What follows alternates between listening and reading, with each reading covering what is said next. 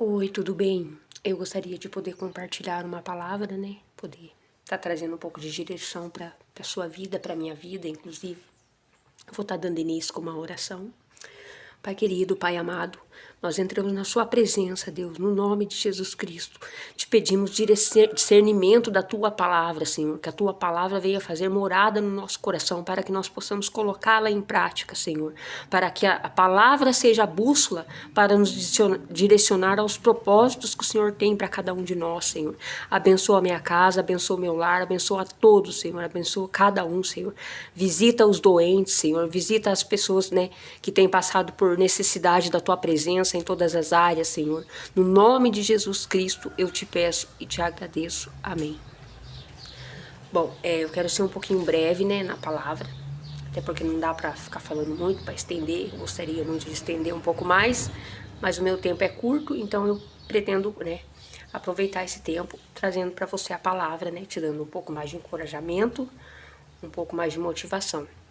Eu gostaria de compartilhar a palavra em Mateus, no capítulo 8, do versículo 28 ao versículo 32. Se você tem uma Bíblia, né, gostaria de estar acompanhando. A palavra de Deus lá diz assim: Quando ele chegou ao outro lado, a região dos Gadarenos, foram ao seu encontro 2 endemoniados, que vinham dos sepulcros. Eles eram tão violentos que ninguém podia passar por aquele caminho. Então eles gritaram: Que queres conosco, filho de Deus? Vieste aqui para nos atormentar antes do devido tempo? A certa distância deles estava pastando uma grande manada de porcos. Os demônios o imploravam a Jesus: Se nos expulsas, manda-nos entrar naquela manada de porcos. Ele lhes disse: Vão. Eles saíram e entraram nos porcos, e toda a manada atirou-se ao precipício abaixo, em direção ao mar, e morreu afogada. Bom, eu estava lendo a palavra alguns dias atrás, né? Comecei a refletir sobre essa palavra, sobre esse trechinho aqui da Bíblia, que fala da cura de 2 endemoniados. E o que me fez, né? No primeiro dia que eu li, eu tive uma visão diferente, e hoje eu tenho outra visão, né? Assim, em relação àquilo que, né, aquilo que Deus quer fazer.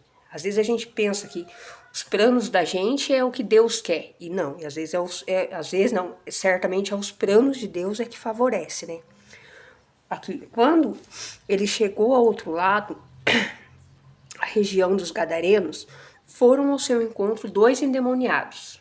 E aqui, né, na própria Bíblia diz que esses 2 endemoniados eram violentos. Quer dizer, o que eles queriam fazer, né, o que eles pretendiam fazer aqui. Bloquear, né, Jesus estar ali naquele lugar. E Jesus logo reconhece, né, que não, a luta nossa, às vezes você, né, tem enfrentado alguma dificuldade aí na sua vida, né, você acha que a sua luta é contra pessoas, né? Como ele mesmo fez aqui. Ele não brigou, não discutiu nada. Ele simplesmente declarou, né, que aqueles demônios saíssem daqueles 2 gadarenos violentos, inclusive, e fosse para a manada de porcos. O que a palavra quer trazer aqui para nós? Às vezes a gente acha, né,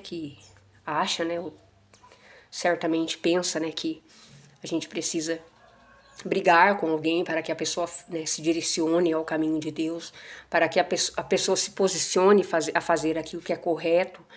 E Deus quer expor isso pra gente, que não é através da violência, né? Não é através daquilo que a gente pensa que é a nossa luta. Às vezes a gente pensa que a nossa luta é contra a carne, mas a nossa luta ela é espiritual. E aqui Satanás reconhece, né, que Jesus era filho de Deus. Então, assim, como que, né, que nós podemos nos colocar, né, nessa situação? Aqui, vieste aqui para nos atormentar antes do devido tempo. Eles se sentem atormentados por Jesus, sem Jesus, né, sequer ao menos dizer nada. E do lado pastava uma manada de porcos. Então eles imploraram a Jesus que aqueles espíritos, né, saíssem deles e fossem para para manada de porcos. Às vezes a gente tem buscado, né, cura para a vida da gente. A gente tem buscado libertação, né? A gente acredita que não há mais mudança pra gente, mas as coisas espirituais, ela tem solução sim. Então o que nós devemos fazer? Buscar a presença de Jesus. Porque a própria palavra diz que aquilo que nós pedirmos em nome de Jesus serão cumpridas nas nossas vidas.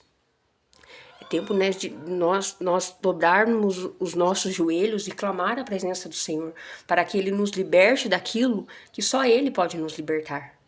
Não adianta, né, a gente querer resolver as coisas na base da violência, na força dos nossos braços. A gente precisa orar, buscar a presença do Senhor para que Ele faça justiça a nosso favor.